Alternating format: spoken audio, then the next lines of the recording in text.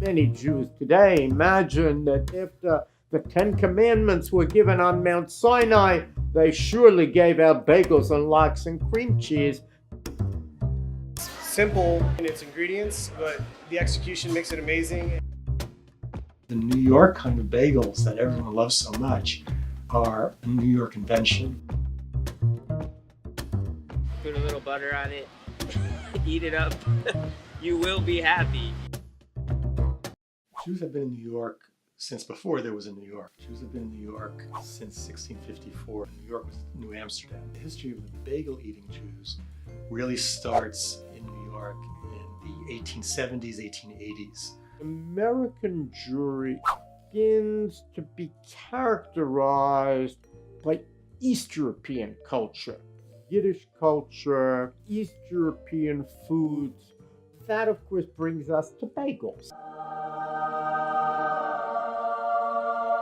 As East European Jews come, they bring bagels, not identical to the bagels we buy today. They were round, they were baked and boiled, and was much smaller.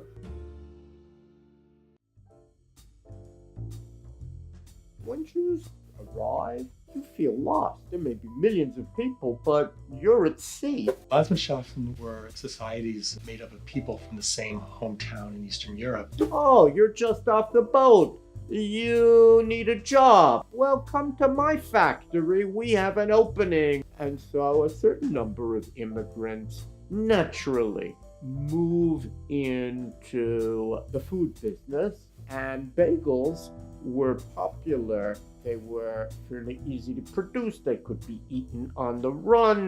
They were also easy to sell on the street. Bagels could be tied together, and they continued to be sold that way for decades.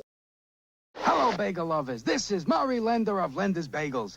Lender's, the first name in bagels since 1927. Boy, that's a lot of years. Hi, my name is Harris Lender.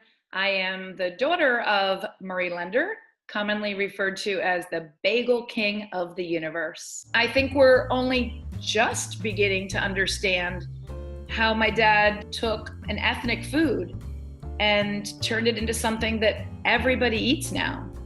Well, my grandfather started baking bagels in 1927. They were rolling them by hand in the garage.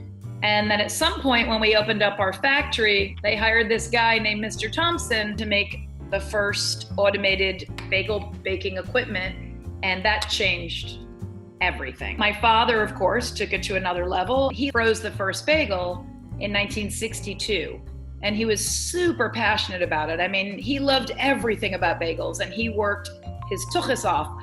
He was out to prove that bagels weren't just food for Jewish people. By the end of his career, he had Lender's Bagels all over the country, so he definitely did what he set out to do. Most bagel shops before I opened, I mean, guys basically, they're just bodegas with a bagel oven. So, guys are like slapping up some sheetrock, and you might get a couple of plastic chairs. And usually the bagel oven and the kettle and the kitchen is all hidden in a back room that is very hot and dark and smoky. So that's different. So I think in New York City in 2018, there seems to be, there's sort of a resurgence in the bagel, and New York is kind of rediscovering and falling in love again with the bagel. I was trying to sort of recreate the bagel shop of my youth. Where I grew up in the bagel shop, the fireman would come in, the postman, the teachers across the street. I wanted to create a place where everyone could come, where everyone felt welcome. I mean, I care about a bagel because it's tied to my youth. That's the food we grew up with, New Yorkers, That's why bagel is important to me, and I think in New York a lot of us have that.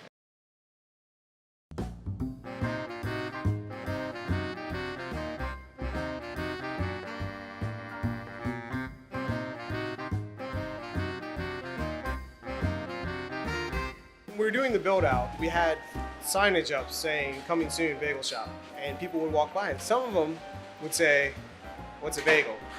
So that got me a little worried. We wanted to bring authentic hand-rolled, kettle-boiled to New Orleans. All 4 years I've been here baking every bagel. People that are from New York think that everything from New York is the best, which is fine. In a lot of cases, they're right. But I'm just trying to make the best bagel we can.